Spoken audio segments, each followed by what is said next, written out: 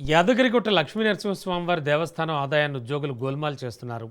అధికారుల పర్యవేక్షణ లేకపోవడంతో అందిన కాడికి దోచుకుంటున్నారు. ఇక ఆలయంలో వీరిని అడిగే అధికారి లేడు. ఈవో ఉన్నా లేనట్టే. అంతా లోకల్లో ఉండే ఏఈఓ డిఈఓ అధికారులదే పెత్తనం. ఆలయంలో ఒక్కో అధికారికి నెలకు 10 నుంచి 15 లక్షల రూపాయల వరకు వసూలు చేస్తారని స్థానికులు ఆరోపిస్తున్నారు. దేవస్థానం టెండర్దారులు, దేవస్థానానికి సంబంధించిన అన్నదాత సత్రం, ప్రసాద విక్రయశాల, గోదాతలకు కావలసినటువంటి సరుకులు, అలాగే కొండ కింద పుష్కరిణి పక్కన ఏర్పాటు చేసిన గోదాములో నిల్వ ఉంటుంది. ఆ గోదాం ఇన్ఛార్జి సూపరింటెండెంట్ పేరుకే ఉన్నట్టుగా తన విధులు నిర్వర్తిస్తారు. గోదాంలో పనిచేసే సిబ్బంది సరుకులను ఒక్కొక్క కవర్లో ప్యాక్ చేసి ఎవరి ఇళ్లకు వాళ్ళు తీసుకుపోతున్నా వారిని అడిగే అధికారం ఉండడు. తిరుమల తరహాలో ఎంతో ప్రసిద్ధి చెందిన దేవస్థానంలో జరిగే అక్రమాలకు అడ్డుకట్ట వేయాలని భక్తులు డిమాండ్ చేస్తున్నారు.